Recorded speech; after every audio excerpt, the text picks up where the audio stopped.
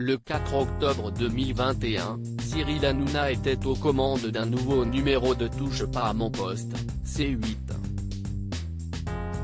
Comme de nombreuses autres émissions, il a souhaité rendre hommage à Bernard Tapie, mort le 3 octobre à l'âge de 78 ans des suites de son cancer. Jean-Louis Borloo notamment était invité, l'occasion pour le présentateur de 47 ans de revenir sur les tensions survenues avec Sophie Tapie quelques jours plus tôt sur son plateau. Très proche de la famille Tapie, l'ancien député européen a raconté ses beaux souvenirs avec le boss. Mais avant cela, il a confié à Cyril Hanouna qu'avant d'accepter son invitation, il avait contacté Sophie Tapie. Elle a eu de la peine il y a quelques jours. Ce sont des gens qui ont un cœur énorme, il n'y a pas le début d'une rancune. Je suis venu avec leur accord pour vous dire merci pour cet hommage, a-t-il déclaré.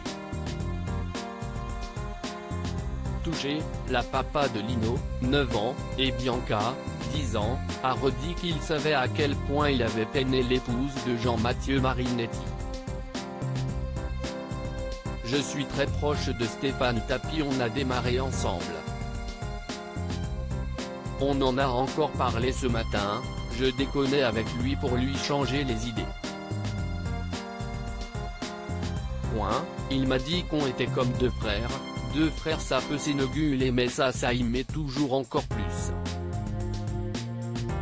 Moi aussi, ça m'a fait beaucoup de peine parce que je les considère comme ma famille, a-t-il poursuivi.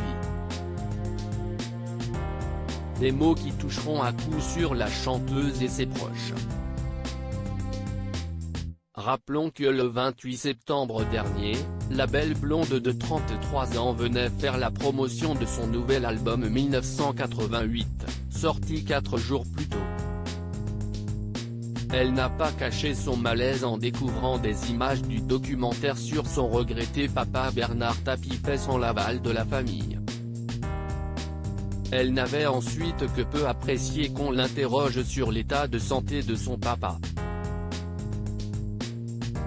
Un échange un peu houleux s'en était donc suivi avec Cyril Hanouna, qui avait fini par s'excuser sur Twitter après avoir découvert la réaction de Stéphane.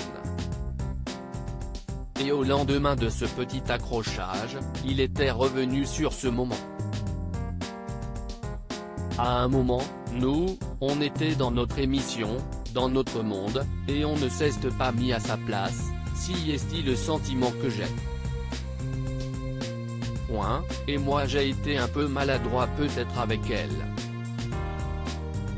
Ce n'est pas pareil quand vous connaissez très bien la personne. Vous lui parlez comme si c'était votre pote en plateau. Ça a été perçu comme de l'agressivité mais ce n'était pas du tout ça.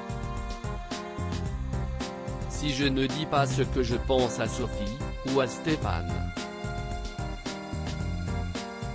Si est-il lui qui m'a fait démarrer la télé, avait-il notamment confié.